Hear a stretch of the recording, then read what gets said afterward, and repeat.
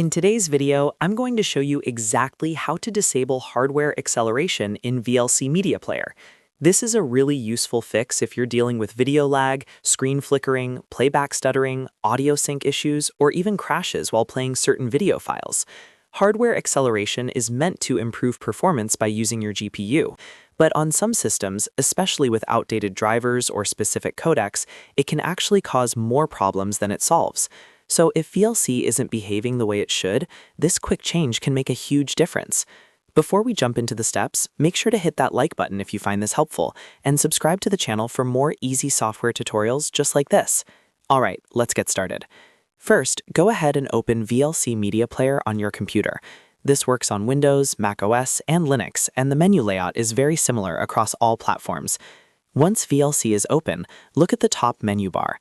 Click on the Tools menu, and from the drop-down options, select Preferences. This will open the main Preferences window, where all VLC settings are managed. By default, you'll land on the Simple Preferences view, which is exactly what we want for this tutorial. Now, inside the Preferences window, look for the tab labeled Input/Codecs.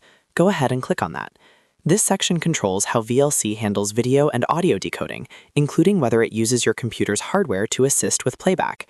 Once you're in the Input/Codecs tab, look for an option called Hardware Accelerated Decoding. On most systems, this is set to Automatic by default. Automatic means VLC decides when to use your GPU, based on the video format and your system configuration. However, this is often where playback issues begin. To disable it, click on the drop-down menu next to Hardware Accelerated Decoding. From the list of options, select Disable. This tells VLC to rely entirely on software decoding instead of using your graphics card. After selecting Disable, move down to the bottom of the Preferences window and click the Save button. This step is important because if you close the window without saving, the changes won't apply.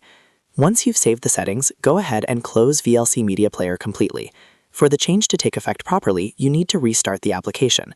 Open VLC again, play the same video that was giving you issues, and you should notice smoother playback, fewer glitches, or the complete removal of errors you were seeing before. If this fix solved your problem, make sure to hit that like button so more people can find this video, and subscribe to the channel for more VLC tips, software fixes, and step-by-step tutorials. Thanks for watching, and I'll see you in the next one.